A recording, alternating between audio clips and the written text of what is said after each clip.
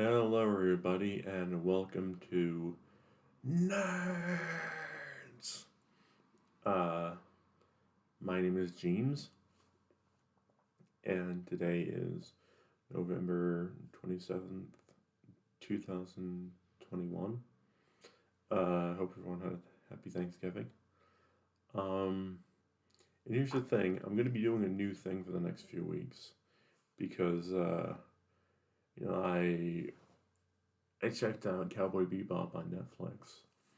And, I was skeptical like a lot of people were. But I watched it and I dug it,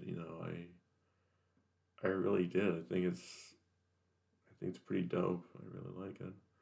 So I'm going to be doing episode recaps of Cowboy Bebop the next few weeks. So I hope you guys like that.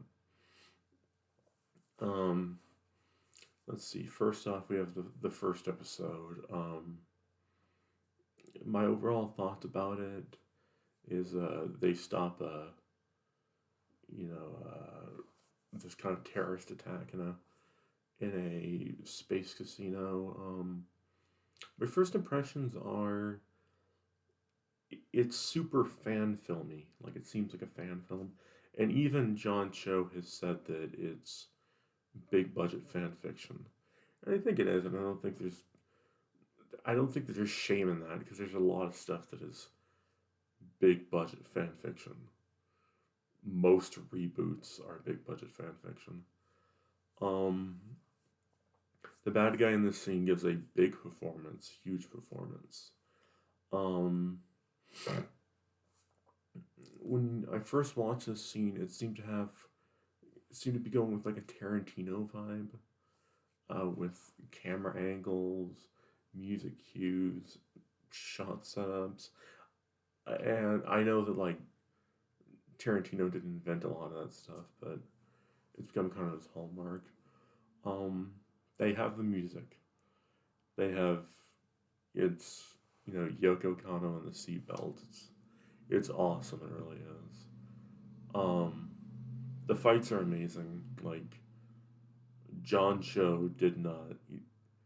He's taken this shit seriously. He did his homework. He's he worked out. Looks awesome, and his fights are amazing. They really are. I couldn't really recognize the style as Jeet Do, which is Spike Spiegel's standard style, but the fights are still amazing. Um, the dude doing Jet sounds just like him. It's crazy how close he sounds to Bo Billingsley. So I think that's really cool. Um, Even if John Cho doesn't sound Spike, like he doesn't sound like Spike, he doesn't have the Steve Bloom kind of, you know, I'm just a humble bounty hunter. Yeah, even if he doesn't sound like that, he gets Spike. Like he gets the essence of Spike, which I think is really neat. Um, in the opening, they do the "you take too long to take a shit" joke that's in Knocking on Heaven's Door because the one of the terrorists comes out of the bathroom. I think that's a nice kind of callback. Um, let's see. Uh, I like the I like the show. I like this show, yeah, but I like it in a different way than I like the original anime. I really do think it's two different beasts. It's the I believe they're both adapted uh, off of manga. Like I don't think that the Bebop Sunrise cartoon was our original introduction to these characters. I may be wrong, but it's essentially the same story, two different tellings. The way I like to think about it is it's like comparing the Howard Hawks version of the thing to the John Carpenter version of the thing. It's the same story, it's just different. So there's that. I think the first episode is the red eye episode where they have the drug and they do have the character Asimov, the red eye dealer, and since they're going with kind of a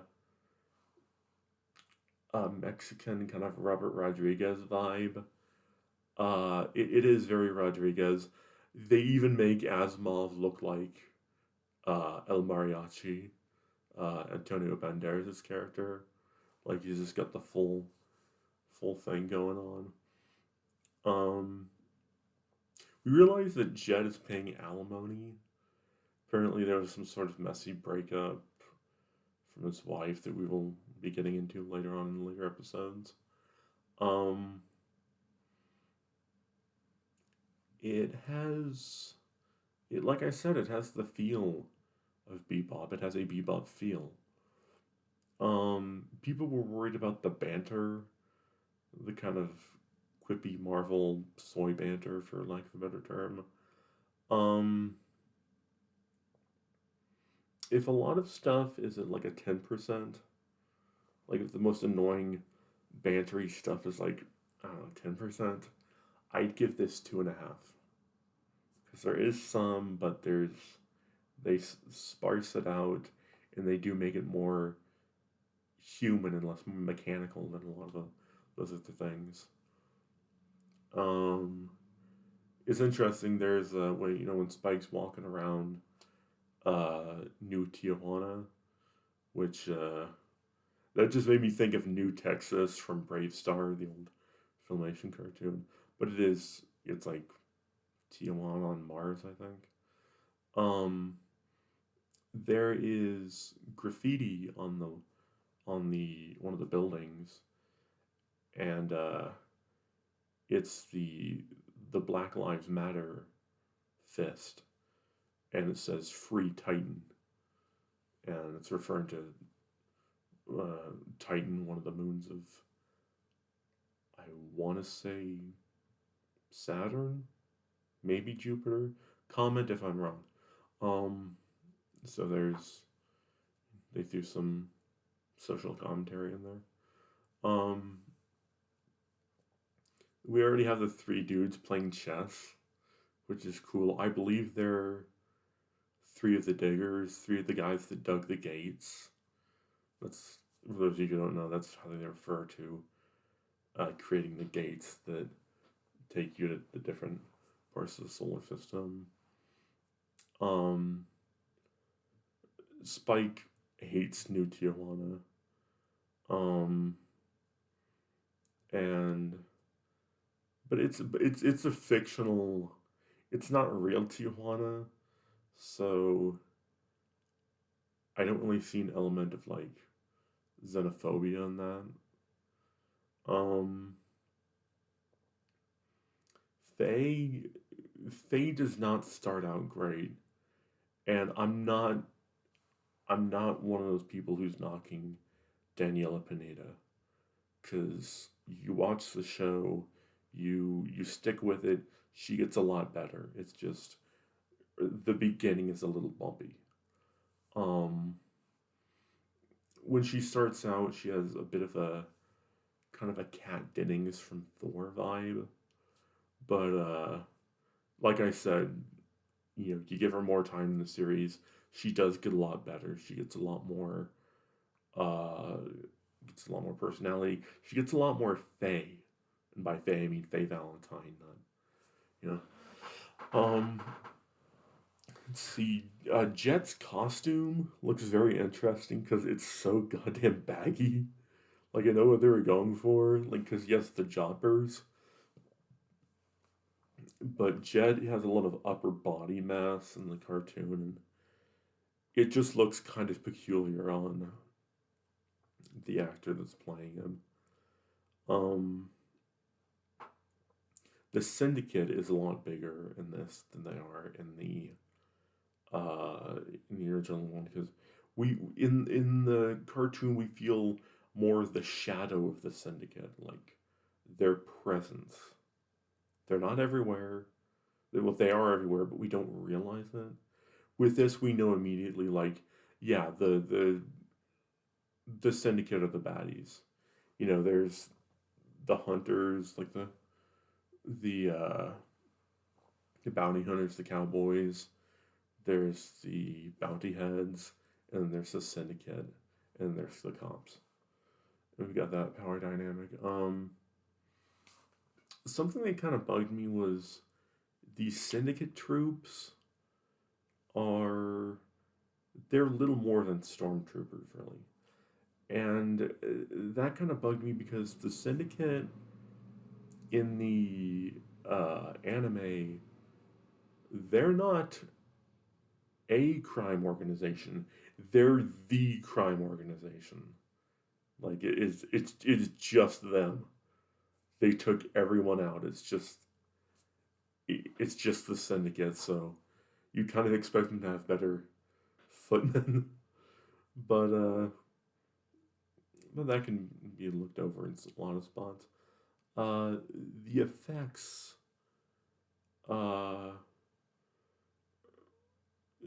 the effects could be a little better. Like I know visual effects are hard. I know I couldn't do it, but like some of the stuff looks a bit too. I don't know if I want to say cartoony because like it's based on a cartoon. So why would I be arguing? Why would I be, you know, talking smack about that? But it looks a bit off in some occasions. Like I said, it's the Red Eye episode. We get introduced to Vicious almost immediately. Uh, the guy is pretty dope. The guy that plays Vicious. The first thing we hear him say is, "And you will shed tears of scarlet," which is what he says to the syndicate heads in the anime. That's what he says to the syndicate heads before he's about to be executed, and how he saved his pet buzzard drops in a mustard gas or something to that effect, and he's able to get away.